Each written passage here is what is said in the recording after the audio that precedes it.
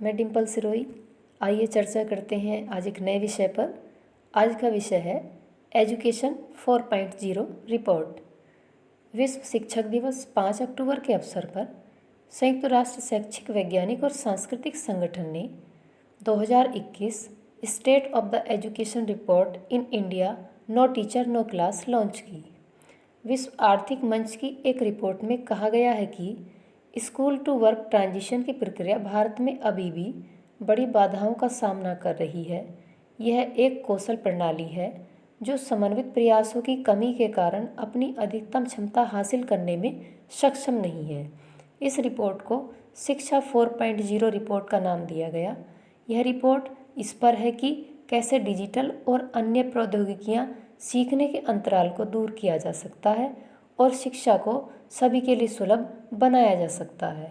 WEF की शिक्षा 4.0 भारत के पहल के हिस्से के रूप में लॉन्च की गई है। विश्व आर्थिक मंच की ओर से जारी किए गए रिपोर्ट में कहा गया है कि भारत में माध्यमिक और उच्चतर माध्यमिक के 6 करोड़ से अधिक छात्र हैं, लेकिन 85% स्कूलों ने अभी तक अपने पाठ्यक्रम के हिस्से के रूप में व्यावसायिक पाठ्यक्रमों को लागू नहीं किया है। स्कूल टू वर्क ट्रांजिशन छात्रों को तेजी से विकसित हो रहे रोजगार परिदृश्य में नौकरी के लिए तैयार करने की प्रक्रिया को संदर्भित करता है।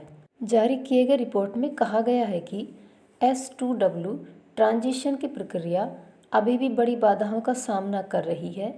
इसमें प्रशिक्षकों की कमी, अपर्याप्त संसाधन और बुनियादी ढांचा, मुख्यधारा के स्कूली पाठ्यक्रम के साथ खराब एकीकरण और स्थानीय कौशल अंतराल और व्यावसायिक पाठ्यक्रम के बीच खराब संबंध शामिल करना है। रिपोर्ट में बताया गया है कि यह समन्वित प्रयासों की कमी के परिणामस्वरूप यह एक अलग थलग कुशल इकोसिस्टम है जो अपनी अधिकतम क्षमता को प्राप्त करने में सक्षम नहीं है। रिपोर्ट में कहा गया है कि कई छात्र और माता पिता व्यावसायिक शिक्षा को मुख्यधारा की शिक्षा का दूसरा सबसे अच्छा विकल्प मानते हैं। नियोक्ता उम्मीद करते हैं कि छात्रों के पास उनके काम के लिए प्रासंगिक उच्च स्तर की दक्षता, कौशल और ज्ञान होगा। वे मजबूत संचार कौशल, टीम वर्क और समस्या समाधान और महत्वपूर्ण सोच क्षमताओं को भी पसंद करते हैं। यह कहा रिपोर्ट के अनुसार वर्तमान में स्कूल शिक्षा शास्त्र को उद्योग की ज़रूरतों के संदर्भ में नहीं बनाया गया है, क्योंकि उद्योग की भागीदारी के लिए कोई औपचारिक चैनल नहीं है। क्रेडिट औपचारिक और अनौपचारिक शिक्षा धाराओं के बीच स्थानांतरित नहीं किया जा सकता है। इसलिए जो छात्र व्यावसायिक पाठ्यक्रमों के बाद उच्च शिक्षा प्राप्त करना चाहते हैं, उन्हें अपने क्रेडिट को जोड़ने में कठिनाई का सामना करना पड़ता है। यह दो धाराओं के बीच गतिशीलता को हतोत्साहित कर इंटर्नशिप और अप्रेंटिसशिप के माध्यम से कैरियर जागरूकता और एक्सपोजर के अवसरों को बढ़ाना, क्रेडिट ट्रांसफरबिलिटी की अनुमति देना, छात्रों को शिक्षा और प्रशिक्षण के औपचारिक और अनौपचारिक चैनलों के बीच स्थानांतरित करने में सक्षम बनाना है। इसके साथ ही STEM आधारित पाठ्यक्रम भाषा सीखने और जीवन कौशल कोचिंग के माध्यम से समग्र विकास के लिए अनुभवात्मक शिक्षा प्रदान करता है। एजुकेशन 4.0 इंडिया पहल मई 2020 में शुरू की गई थी और इसने शिक्षा प्रौद्योगिकी, सरकार, शैक्षणिक और स्टार्टअप समुदायों के 40 से अधिक भागीदारों को बुलाया है। यह रिपोर्ट विश्व आर्थिक मंच, संयुक्त राष्ट्र बाल शिक्षा कोष और युवा के बीच सहयोग का परिणाम है।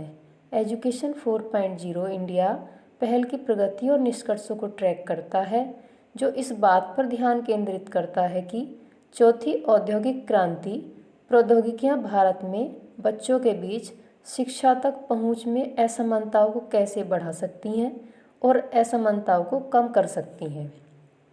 इस रिपोर्ट में उन चुनौतियों की भी खोज की गई है और समाधानों की पहचान की गई है जिन्हें भारत के युवाओं को विकसित कार्य क्षेत्र में भाग लेने में सक्षम बनाने के लिए स्केलेबल हस्तक्षेप के रूप में महसूस किया जा सकता है। विश्व आर्थिक मंच के प्रबंध निदेशक जेरेमी जर्गेस ने कहा है कि कोविड-19 महामारी ने भारत में स्कूली बच्चों के बीच सीखने के परिणामों में अंतराल को बढ़ा दिया है।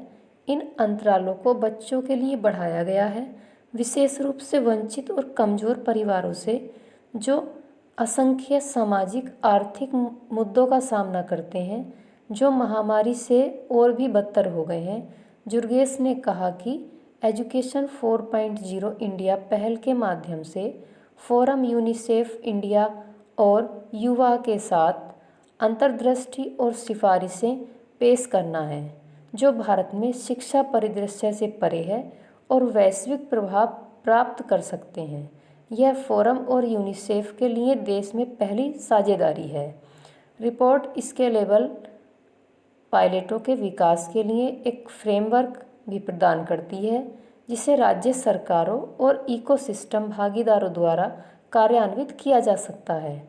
इसमें सर्वोत्तम अभ्यास शामिल है, जो मौजूदा शिक्षा इकोसिस्टम को बढ़ा सकते हैं और हितधारकों की एक विस्तृत श्रृंखला के लिए उपयोगी हो सकते हैं।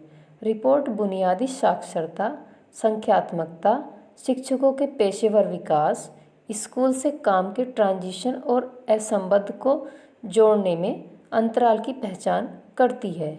इसके साथ ही इसके लिए 5 उपाय पाठ्यक्रम, कंटेंट, क्षमता, कम्युनिटी और डिजिटल इंफ्रास्ट्रक्चर। धन्यवाद।